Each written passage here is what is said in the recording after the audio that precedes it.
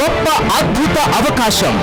Holi fire power ministries వారు సమర్పించు Holi fire TV కార్యక్రమం.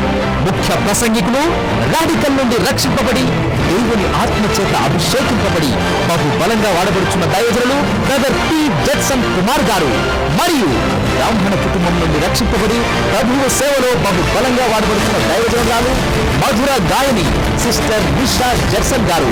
సమయం ప్రతి ఆదివారం రాత్రి 8:30 నుండి.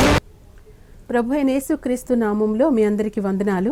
మా ఈ పరిశుద్ధ అగ్ని అనే టీవీ కార్యక్రమాన్ని చూస్తూ మరి మీరు చేస్తున్న ఫోన్ కాల్స్ని బట్టి నీకు వందనాలు తెలియజేస్తున్నాము. అలాగే మరి చాలా మందికి అనేక రకాలైన దేవుడు మరి మేళ్లు చేసి మరి ఎంతగానో ఆశీర్వదిస్తున్నాడు అని చెప్పి మీరు చెప్తున్నటువంటి సాక్ష్యాలు బట్టి కూడా దేవునికే మహిమ చెల్లిస్తున్నాం. ఒక విషయాన్ని నేను చెప్పాలని ఆశపడుతున్నాను. నా చిన్నతనం నుండి నాకు చాలా ప్రశ్నలు ఉంటూ ఉండేవి. వాటిలో ఒక ప్రశ్న ఏంటంటే, మనుషులు చనిపోయేటప్పుడు ఆ మనుషుల్ని పాడి మీద పెట్టి మోసుకుని వెళుతూ ఉండగా చాలా మంది వెనక్కి బంధువులు, వారి రక్త సంబంధీలు అందరూ కూడా మరి కొన్ని పువ్వులు, డబ్బులు, పసుపు కుంకాలు ఇంకా ఏవేవో కలిపేసి అవి వెనక్కి విసిరేస్తూ, ఒరే నీ కాసులు చెల్లిపోయారా, ఒరే వెళ్ళిపోతున్నావా అని చెప్పి గట్టిగా మరి ఏడుస్తూ చాలా గుండెలు బాదుకొని మరి రోధించడం నేను చూస్తూ ఉండేదాన్ని.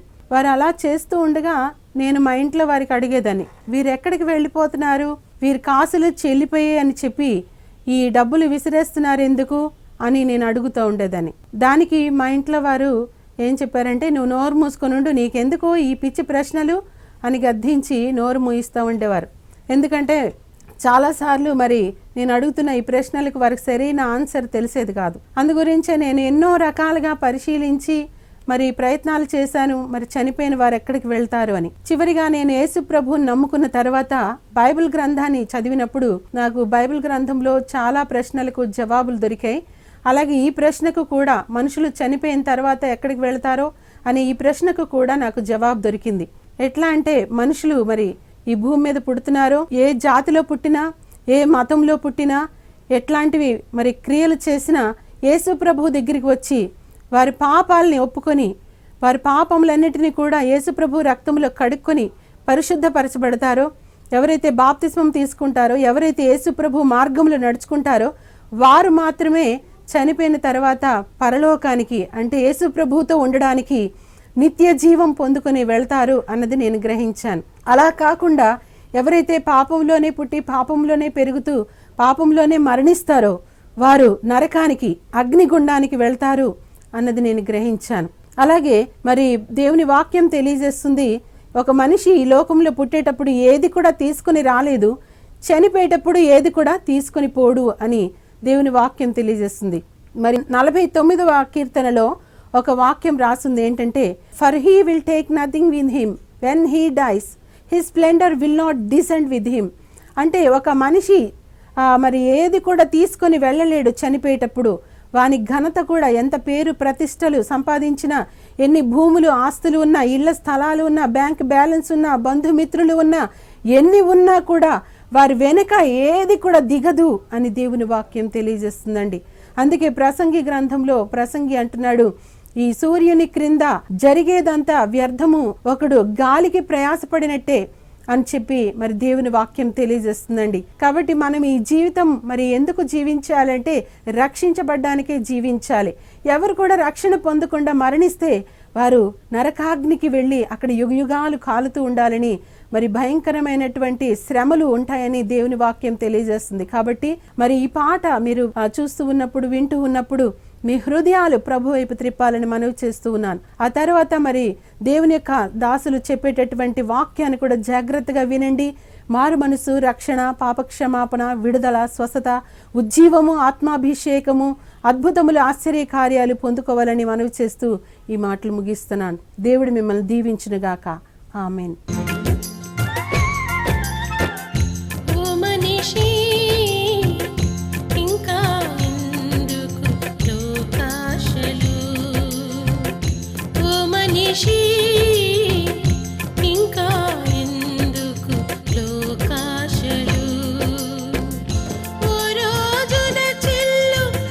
కాసులు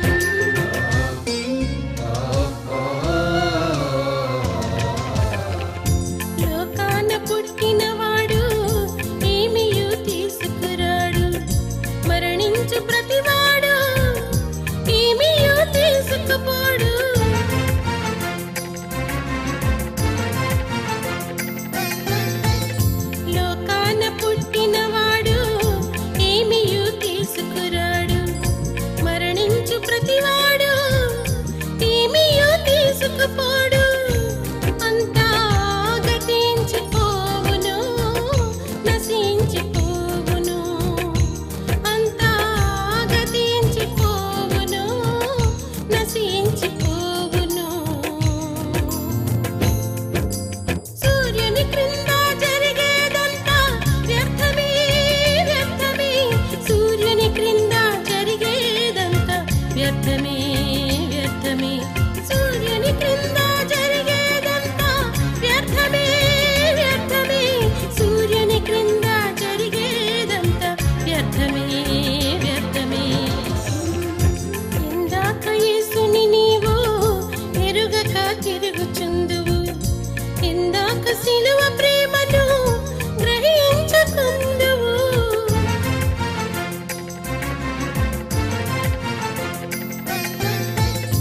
ఇందాక యేసుని నీవు ఎరుగక తిరుగుచుందువు ఇందాక సిలువ ప్రేమను గ్రహించకుందువు యేసు రక్తమే నిన్ను విమోచించును మోక్ష రాజ్యము నిన్ను చేర్చును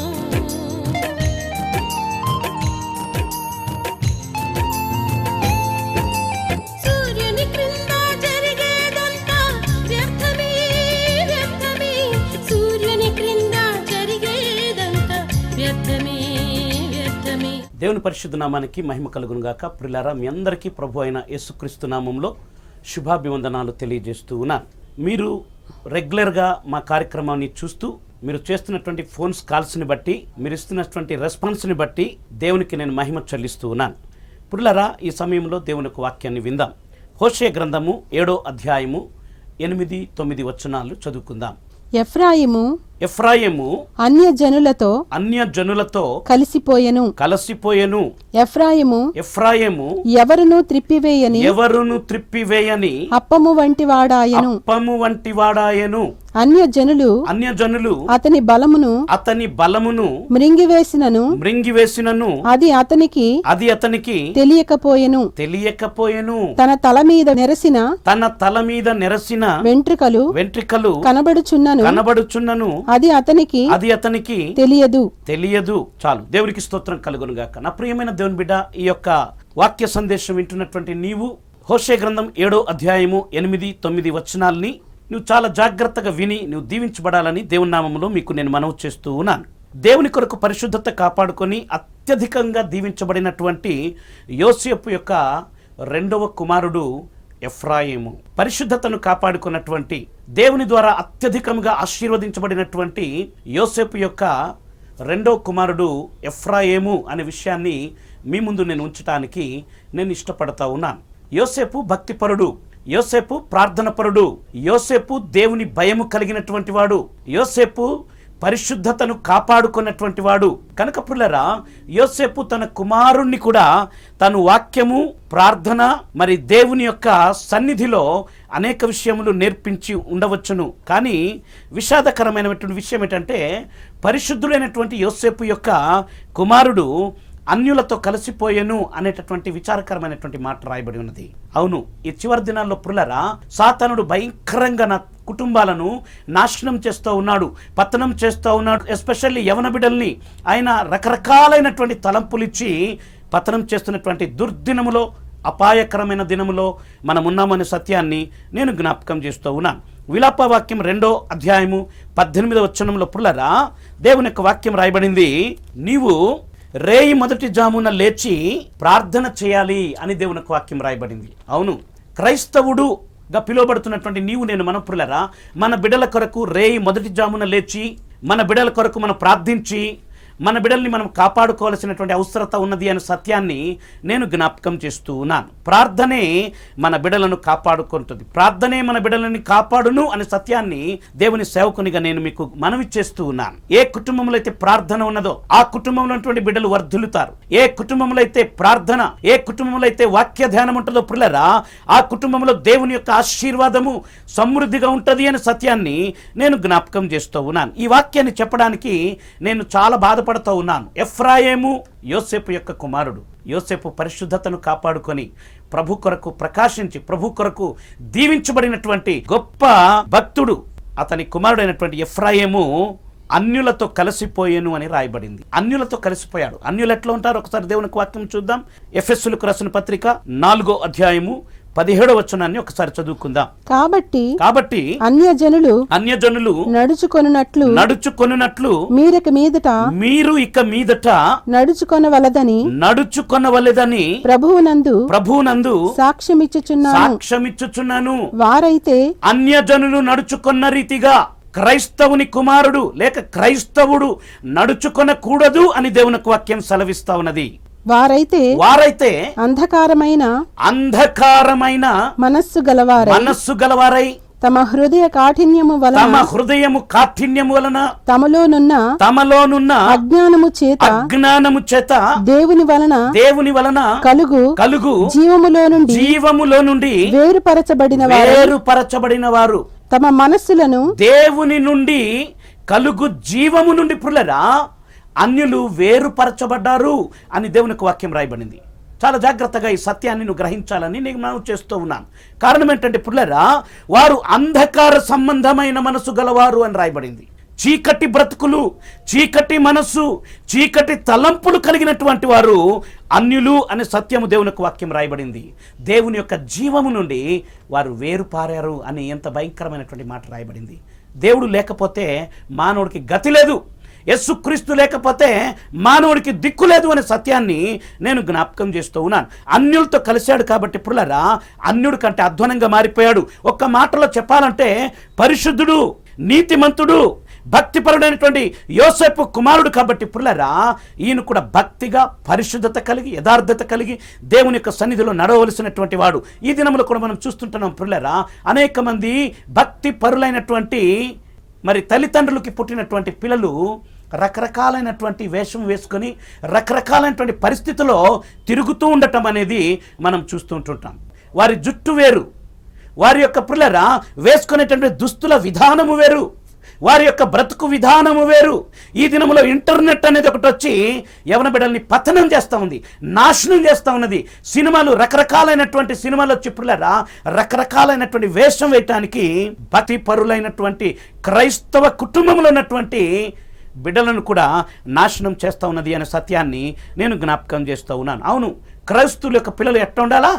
దేవుని యొక్క మందిరంలో ఉండాలి. దేవుని యొక్క సన్నిధిలో చిన్నపిల్లలైతే ఆ యొక్క సండే స్కూల్కి వెళ్ళాలి, యవనస్తులైతే ఆ యూత్ మీటింగ్కి వెళ్ళాలి, దేవుని యొక్క మందిరములో ఉండాలి. అంతేకాకుండా పిల్లరా దేవుని యొక్క పరిచర్యలో మరి సహకారులుగా ఉండాలి. ఒక ప్రత్యేకమైనటువంటి జీవితాన్ని జీవించేటటువంటి కృపను క్రైస్తవులకు బిడ్డలు కలిగి ఉండాలని నేను నీకు మనవి చేస్తూ ఉన్నాను. ప్రత్యేకత కలిగి ఉండాలి. ఈ దినమున క్రైస్తవులకు ప్రత్యేకత లేదు. అన్యుడికి క్రైస్తవుడికి అసలు తేడా లేకుండా పోయింది. చాలా విచారకరమైనటువంటి విషయం. నా ప్రియమైన సోదరి, నా ప్రియమైన సోదరుడా, నీవెట్లా ఉన్నావు? నువ్వు నిజ క్రైస్తవుడిలాగా ఉన్నావు, అన్యుడిలాగా ఉన్నావా? ఒక్కసారి నువ్వు పరీక్షించుకో. దేవునికి వాక్య వెలుగులో నీవెట్లా ఉన్నావు? నీ బిడ్డలు ఎట్టున్నారు? నీ బిడ్డలకి సెల్ ఫోన్, ఇంట్లో ఎంతమంది ఉంటే అంతమందికి సెల్ ఫోన్. వాళ్ళు ఎక్కడికి వెళ్తున్నారు, ఏం చేస్తున్నారు, ఎవరితో మాట్లాడుతున్నారు, వారు ఎంతసేపు ఇంటికి ఏ టైంలో వస్తున్నారు, ఏ టైంలో వెళుతున్నారు, నువ్వేమైనా గమనిస్తున్నావా? నీవేమైనా ఆలోచిస్తున్నావా? నీ బిడ్డలకు దేవుని యొక్క మద్దతులో దేవుని యొక్క మార్గంలో నువ్వు నడిపిస్తున్నావా? ప్రత్యేకత కలిగి ఉండవలసినటువంటి దేవుని బిడ్డలు అన్యులతో కలిసిపోయారు అని రాయబడింది. రెండో మాట చూడండి, ఎఫ్రాయిము ఎవరు త్రిప్పవేయని అప్పము వంటి వాడాయను. ఎట్లా అయిపోయినాడంట? ఎవడు త్రిప్పవేయని అప్పము వంటి వాడాయను. అప్పము అంటే అట్టు కదండి, అట్టును కానీ పెనం మీద వేసి ఒక 10-5 నిమిషాలు బయటికి పోయి వచ్చేసరికి అది కంప్లీట్గా మాడిపోయి ఉంటుంది. తినడానికి అది పనికి రానే రాదు, ప్రయోజనము కలగదు అది దానివలన. కాబట్టి నా ప్రియమైన సోదరి సోదరుడా, ఎఫ్రాయిము భక్తిపరుడైనటువంటి ఎఫ్రాయిము యోసేపు యొక్క కుమారుడు ఈ ఎఫ్రాయిము ప్రయోజనం లేనివాడుగా నిష్ప్రయోజకుడుగా మారిపోయాడు అనే విషయాన్ని చెప్పడానికి నేను బాధపడుతూ ఉన్నాను. నిష్ప్రయోజనకరంగా మారిపోయాడు, ఎవరికి ఓ పనికిరాని వాడుగా మారిపోయాడు. అవును, అనేక మంది తల్లిదండ్రులు కూడా నా కొడుకు కలెక్టర్ అవ్వాలి, నా కొడుకు ఇంజనీర్ అవ్వాలి, నా కొడుకు తహసీల్దార్ అవ్వాలని ఎంతోమంది తల్లిదండ్రులు కలలు కంటున్నారు. కానీ పిల్లలు ఎట్లా ఉన్నారు? కాలేజ్ కానీ చెప్పి సినిమాలకు పోతూ ఉన్నారు. ఎప్పుడు బాగుపడతాడండి? కాలేజ్ కానీ చెప్పి పార్కులకు తిరుగుతూ ఉన్నాడు, కాలేజ్ కని చెప్పి ఎక్కడికెక్కడో ఫ్రెండ్స్తో తిరుగుతూ ఉన్నారు. వీరు ఎక్కడ బాగుపడతారు? నేను మా ఇంటి దగ్గరలో పిల్లరా ఒక గుంపును నేను చూశాను ఒక సంధ్య వేళలో. ఆ గుంపు ఒక కాలేజీలో చదువుతున్నటువంటి యూనిఫామ్ వేసుకునే ఉన్నారు, కానీ సిగరెట్ లాగుతా ఉన్నారు. నేను రే అన్నాను ఒకేసారి. అక్కడ నుండి ఒక్కొక్కడు తప్పుకోవడం ప్రారంభించినారు. తల్లిదండ్రులు పిల్లల్ని ప్రేమించి పిల్లరా నా బిడ్డ చదవాలి, ప్రయోజకుడు కావాలి అని చెప్పి తల్లిదండ్రులు ఎంతో ఆశించి పిల్లల్ని పంపిస్తే సిగరెట్లు కాల్చడం, ఫ్రెండ్స్తో కలిసి మందుకు తాగి పతనమైపోయేటటువంటి అనేక మంది. నీ పిల్లలు అట్లా ఉండకూడదు అని, నీవట్లా ఉండకూడదు అని దేవుని యొక్క సేవకునిగా నేను నీకు మనవి చేస్తూ ఉన్నాను. నువ్వు ప్రయోజకుడుగా ఉండాలా, దేవుని యొక్క పనికి వాడబడేటటువంటి ప్రయోజనకరమైనటువంటి వ్యక్తిగా నీవు ఉంటే నీకు నీ బిడ్డలకు దీవెన అనే సత్యాన్ని దేవుని యొక్క సేవకునిగా నేను నీకు మనవి చేస్తూ ఉన్నాను. మొదటి మాట పిల్లరా, ఎఫ్రాయిము అన్యులతో కలిసిపోయాడు. రెండోదిగా ఎఫ్రాయిము ఎవరు త్రిప్పివేయని అప్పము వంటి వాడాయను. ఎవరు త్రిప్పవేయని అప్పము, అది మాడిపోతుంది, పొగలొచ్చేస్తాయి, ఎందుకు పనికిరాదు, తినడానికి పనికి రాకుండా అది వేస్ట్ అయిపోయేటట్లుగా అనేక మంది యొక్క జీవితాలు పిల్లరా దేనికి ఎవరికి పనికిరానటువంటి బ్రతుకులుగా మారిపోతా ఉన్నది అనే సత్యాన్ని నేను జ్ఞాపకం చేస్తూ ఉన్నాను. ఎవరి బిడ్డలు? క్రైస్తవుడుగా పిలువబడుతున్నటువంటి కుటుంబంలో పెరుగుతున్నటువంటి బిడ్డలు. తల్లిదండ్రులు భక్తి పరులు అయితే పిల్లలు భక్తి పరులు అవుతారు. తల్లిదండ్రులు ప్రార్థన చేస్తే పిల్లలు ప్రార్థన చేస్తారు. తల్లిదండ్రులు వాక్య ధ్యానం చేస్తూ ఉంటే పిల్లలు వాక్య ధ్యానం చేస్తూ ఉంటారు. తల్లిదండ్రులు ప్రార్థన చేస్తూ ఉంటే వారి ప్రార్థన వారి బిడలకు కావిలిగా ఉంటుంది అనే సత్యాన్ని, దేవుని యొక్క వాక్యమే వారి బిడలకు వెలుగునిచ్చి నడిపిస్తుంది అనే సత్యాన్ని దేవుని యొక్క సేవకునిగా నేను మీకు మనవి చేస్తూ ఉన్నాను. ఫిలమోను పత్రిక 11వ వచనాన్ని ఒకసారి చదువుదాం. అపొస్తలుడైన పౌలు ఫిలమోనుకు ఉత్తరం రాస్తూ ఉన్నాడు.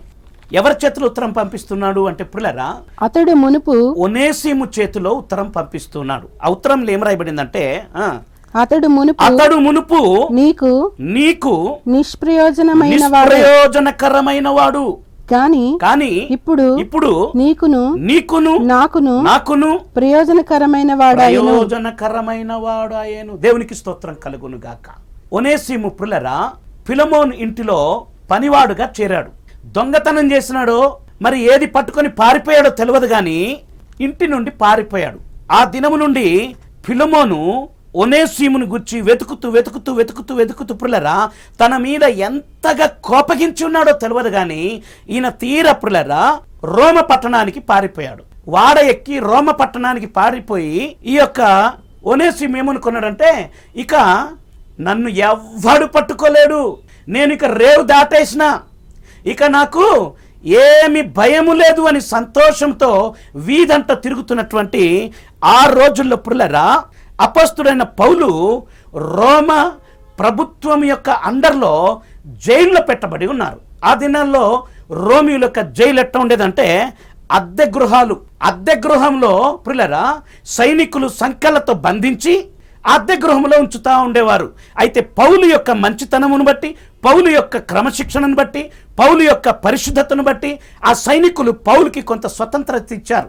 అందుకొరకనే పౌలు ఏం చేశాడంటే రోడ్డు మీద వచ్చి పోతా ఉండేటటువంటి వారికి సువార్తను ప్రకటిస్తూ వచ్చేవాడు. పుల్లరా ఈయన రోడ్డు మీద వెళ్తూ వస్తున్నటువంటి వారికి పౌలు సువార్త ప్రకటిస్తున్నటువంటి సమయంలో రోడ్డు మీద నడుచుకుంటూ వెళ్తున్నటువంటి ఈ యొక్క ఒనేసిము ఈ వాక్యాన్ని విని రోడ్డు మీద ఆగిపోయి పిల్లరా సువార్త పూర్తిగా విని ఆయన రక్షించబడి పౌలు యొక్క శిష్యుడిగా మారిపోయాడు. దేవునికి మహిమ కలుగును గాక. హల్లెలూయా. పౌలు యొక్క శిష్యుడిగా మారిపోయాడు. పౌలు యొక్క శిష్యుడిగా మారిపోయిన తర్వాత పౌలు గారు స్వయాన ఒనేసిము చేతిలోనే ఫిలమోనుకు ఉత్తరం రాస్తూ, మునుపు ఇతడు నీకు నిష్ప్రయోజనకరమైన వాడు, మునుపు దొంగ, ముందు పారిపోయినవాడు, అయితే ఇప్పుడు యేసుక్రీస్తునందు విశ్వాసం ఉంచి తన బ్రతుకు మార్చుకున్నాడు. కాబట్టి ఇప్పుడు నీకును నాకును మన పరలోకపు తండ్రి అయినటువంటి యేసుక్రీస్తుకును ఆయన ప్రయోజనకరమైన వాడు అని మాట్లాడుతూ ఉన్నాడు. అవును నా ప్రియమైన దేవుని బిడ్డ, ఒకవేళ నువ్వు భ్రష్టుడేమో, ఒకవేళ త్రాగుబోతువేమో, ఒకవేళ తిరుగుబోతువేమో, నువ్వు ఏ స్థితిలో ఉన్నప్పటికీ కూడా నీవు ప్రయోజనకరమైన వాడుగా నువ్వు మారడానికి అవకాశం ఉన్నది. దేవుని యొక్క వాక్యం విని దేవుని యొక్క సన్నిధికి నువ్వు తిరిగి వస్తే నువ్వు దేవుని యొక్క సన్నిధిలో నువ్వు కట్టబడతావు, ప్రయోజనకరమైన పాత్రగా నువ్వు మార్చబడతావు అనే సత్యాన్ని నేను నీకు జ్ఞాపకం చేస్తూ ఉన్నా. నేను చదువుకునే దినాల్లో పిల్లరా నా ఇష్టాన్ని నేను నెరవేరుస్తూ పిల్లరా నేను బాగా చెడిపోయాను. నా స్నేహితులతో కలిసి నా ఇష్టాన్ని నెరవేర్చడానికి ప్రియులరా అనేక వేషాలు వేసి అనేక రంగులు పూసుకొని ప్రియులరా ఇంటి వారి దగ్గర అబద్ధం చెప్పి డబ్బులు తీసుకొచ్చుకొని ప్రియులరా నా ఇష్టాన్ని నేను నెరవేర్చుకుంటూ నా జీవితాన్ని నేను నాశనం చేసుకున్నాను. ఎప్పుడైతే దేవుని యొక్క వాక్యం విన్నానో ప్రియులరా నా జీవితము ఒక ప్రయోజనకరమైన పాత్రగా ఈ దినమున కొన్ని లక్షల మంది కొరకు వినియోగించబడతా ఉన్నది, ఉపయోగించబడతా ఉన్నది అనే సత్యాన్ని నీకు నేను జ్ఞాపకం చేస్తూ ఉన్నాను. కాబట్టి నా ప్రియమైన సోదరి, నా ప్రియమైన సోదరుడా, నువ్వు ఎవరైనా కావచ్చు, ఎక్కడైనా ఉండి ఈ మాటల్ని వింటూ ఉండొచ్చు, కానీ నీవు ఒక ప్రయోజనకరమైన పాత్రగా ఉండాలని నేను మనసారా కోరుకుంటూ ఉన్నాను. ఎఫ్రాయిము అన్యజనులతో కలిసిపోయాడు. ఎఫ్రాయిము ఎవరు త్రిప్పవేయని అప్పము వంటి వాడాయను. మూడదిగా ఎఫ్రాయిము అతని బలము తగ్గిపోయినను అతనికి తెలియదు అని రాయబడింది. అతని బలము తగ్గిపోతా ఉంది, కానీ ప్రియులారా అన్యులు అతని బలమును గుంజేసుకుంటా ఉన్నారు, కానీ తన బలము అతనికి అర్థం కాలేదు. చూడండి, ఒక మాటను మీకు నేను జ్ఞాపకం చేస్తూ ఉన్నాను. న్యాయాధిపతుల గ్రంథము 16వ అధ్యాయము 19-20 వచనములో కూడా ప్రియులారా సంసోను గురించి రాయబడింది.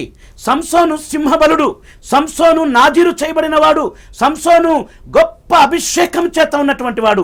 ఒకానొక సమయంలో గాడిద యొక్క దవడెముక పట్టి 1000 మందిని తరిమి చంపినటువంటి ఈ యొక్క సంసోను ఒక స్త్రీ వలలో పడిపోయి ప్రియులారా 2 కళ్ళు ఊడబెరుకేసుకున్నాడు, తాళ్లతో కట్టబడ్డాడు. ఇక పిల్లల దిక్కుతోచని పరిస్థితిలో ఉన్నప్పటికీ కూడా ఏమనుకుంటున్నాడంటే ఈ యొక్క బంధకాలు నాకేమాత్రం లే అనుకుంటూ ఉన్నాడు. కానీ దేవుని యొక్క ఆత్మ తనను వదిలిపెట్టి వెళ్ళిపోయిందనే సత్యము ఆయనకి తెలియదు అనే సత్యాన్ని నేను జ్ఞాపకం చేస్తూ ఉన్నాను. అన్యులు అతని బలమును గుంజుకున్నప్పటికీ కూడా పిల్లరా అతనికి తెలియలేదు అనే సత్యాన్ని నేను ఎఫ్రాయిము జీవితం బట్టి నేను జ్ఞాపకం చేస్తూ ఉన్నాను. 4వ మాట, తన తల మీద నెరసిన వెంట్రుక కనబడుచున్నను అది అతనికి తెలియదు. తల మీద ఎంట్రిక నెరిసిపోయింది అనగా పండిపోయిన జుట్టు ఎవరికి ఉంటుంది అంటే వృద్ధాప్యం వచ్చిన వారికి. వృద్ధాప్యం వచ్చింది అంటే మరణానికి దగ్గర సమయమైనది అని. అవును, ఏజ్ అయిపోతున్నప్పటికీ కూడా, కాలము సమీపం అవుతున్నప్పటికీ కూడా తనకు బుద్ధి రాలేదు. అనేక మంది కూడా ప్రియులరా దేవుని యొక్క రాకడను గుర్చిన వర్తమానము వింటూ ఉన్నారు, కానీ ప్రియులరా చెవులు మూసుకొని నడుస్తూ వెళ్తూ ఉన్నారు. సత్యాన్ని గ్రహించలేని వారు ఉన్నారు. దేవుని యొక్క రాకడ సమీపమైంది, ఇదిగో నేను త్వరగా వచ్చుచున్నాను, వాని క్రియల చొప్పున ప్రతి వానికి ఇచ్చుటకు జీతం నా దగ్గర ఉన్నది అంటూ ఉన్నాడు. దేవుని యొక్క రాకడ దగ్గర అయిపోతా ఉంది. ఈ కృపకాలం పోతా ఉంది. కృపకాలం ముగించబడబోతుంది, కానీ ప్రియులరా అనేక మంది తెలుసుకోలేకపోతున్నారు అనే సత్యాన్ని ఈ సందర్భంగా నేను మీకు జ్ఞాపకం చేస్తూ ఉన్నాను. పరిశుద్ధుడైనటువంటి యోసేపు యొక్క కుమారుడైనటువంటి ఎఫ్రాయిము అన్యులతో కలిసిపోయాడు. ఎవరు త్రిప్పవేయని అప్పము వంటి వాడైపోయాడు. అతని బలము తగ్గిపోయినను అతనికి తెలవలేదు. తన తల మీద నెరసిన వెంట్రుకలు కనబడుతున్నప్పటికీ కూడా అతనికి తెలియలేదు అని దేవుని యొక్క వాక్యం రాయబడింది. నా ప్రియ సోదరి, నా ప్రియ సోదరుడు, నువ్వు ఎట్లా ఉన్నావు? నువ్వు ఎవరితో కలిసి తిరుగుతూ ఉన్నావు? ఎటువంటి వారు నీ స్నేహితులు? ఎటువంటి వారు నీ దోస్తులు? జాగ్రత్త సుమా. దేవుని వైపు తిరిగి దేవుని కొరకు ఒక ప్రయోజనకరమైన పాత్రగా నువ్వు మారాలని దేవుని సేవకునిగా నేను నీకు మనవి చేస్తూ ఉన్నాను. 2వది, ఎవరు త్రిప్పవేయని అప్పము వంటి వాడాయను. ఒక ప్రత్యేకత కలిగిన వాడుగా దేవుని కొరకు ప్రయోజనకరమైన పాత్రగా ఉండి నీ బలమంతా నీ సమయమంతా దేవుని కొరకు నువ్వు వినియోగించుకొని ప్రభు కొరకు నువ్వు జీవించాలని దేవుని సేవకునిగా నేను నీకు మనవి చేస్తూ ఉన్నాను. నా ప్రియమైన దేవుని బిడ్డలారా, అనేక మంది అనేక స్థలముల నుండి మాకు ఫోన్లు చేస్తూ ఉన్నారు. వారి విషాదకరమైన వారి బాధలు, వారి కష్టాలు మాకు తెలియజేస్తూ ఉన్నారు. నిన్నటి దినమున ప్రియులారా నాకు ఫోన్ వచ్చింది. అంతకుముందు ఎపిసోడ్లో నా కార్యక్రమాన్ని చూసినటువంటి ఒక తల్లి ఫోన్ చేసింది, అయ్యా పెళ్లి కొరకు డేట్ ఫిక్స్ అయిపోయింది, నా కూతురు పెళ్లికి ముందు రోజు ఇంటి నుండి పరారైపోయింది, ఎక్కడికి వెళ్ళిందో తెలియదయ్యా, నా కూతురు గురించి ప్రార్థన చేయ్యా అని ఆ తల్లి ఎంతగానో కన్నీరు విడిచి నాకు ఫోన్ చేసింది. పిల్లరా నేను ప్రార్థన చేశాను. దేవుడు ఏదైతే నాకు బయలుపరిచాడో ఆ తల్లికి నేను సూటిగా చెప్పాను, అమ్మా నీ కుమార్తె వారం రోజుల్లోపే నీ ఇంటికి తను తిరిగి వస్తుంది, నువ్వు భయపడొద్దమ్మా అని ఆ తల్లికి నేను ఓదార్చి దేవుని యొక్క మాటను ఆ తల్లికి నేను ప్రవచనాత్మకంగా చెప్పినాను. ప్రియులారా దేవునికి నేను మహిమ చెల్లిస్తున్నాను. నిన్నటి దినం నాకు ఫోన్ చేసి ఆ తల్లి అంటది, అయ్యా మీకు వందనాలండి, మీ నోటి మాట చొప్పున దేవుడు నా కుమార్తెను తీసుకొస్తున్నాడండి, రేపు ఉదయ కాలంకి నా కూతురు దిగుతా ఉంది, ఇప్పుడు ఆ అమ్మాయి వచ్చేసి ఉంటుంది వాళ్ళ ఇంటికి. దేవునికి నేను మహిమ చెల్లిస్తూ ఉన్నాను.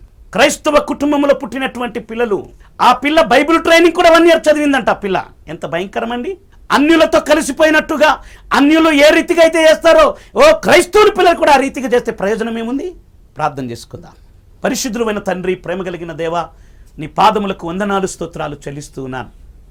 పరిశుద్ధతను కాపాడుకొని నీ ద్వారా గొప్పగా దీవించబడినటువంటి యోసేపు యొక్క కుమారుడైనటువంటి ఎఫ్రాయిం యొక్క జీవితాన్ని నైనా ఈ యొక్క ప్రత్యేకమైన సమయంలో నైనా నీ యొక్క నోటి మాట ద్వారా మేము విన్నందుకు ప్రభువా కృతజ్ఞత స్తుతులు చెల్లిస్తున్నాం ప్రభువా.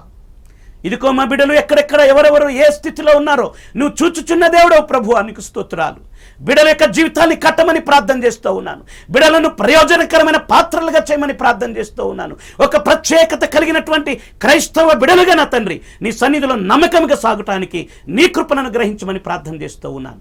పరిశుద్ధాత్మదేవ సహాయం చేయండి. బిడ్డల యొక్క ప్రతి అవసరత నీ నామములో తీర్చండి. బలహీనలను మీరు బలపరచండి. నీ నామ మహిమార్థమై తండ్రి నీ ద్వారా కట్టబడి ఆశీర్వదించబడి నీ రాకడలు ఎత్తబడి కృపను గ్రహించమని యేసు నామములో వేడుకుంటున్నాను తండ్రి. ఆమేన్. Praise the Lord. పిల్లరా, ఈ కార్యక్రమము చూస్తున్నటువంటి మీరు మాకు ఫోన్ చేయండి. మీ సమస్యలు మాకు తెలియజేయండి. నిశ్చయముగా మీ కొరకు మేము ప్రార్థన చేస్తాం. దేవుడు బయలుపరిచిన దాన్ని మీకు మేము తెలియజేస్తాము.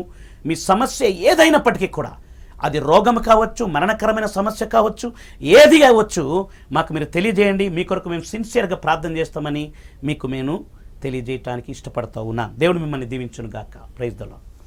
ప్రియులారా, దేవుని నామములో మీకు నేను మనవి చేస్తూ ఉన్నాను. ఈ కార్యక్రమం చూసినటువంటి మీరు వెంటనే మీ స్పందన మీరు పరీక్షించుకోనండి.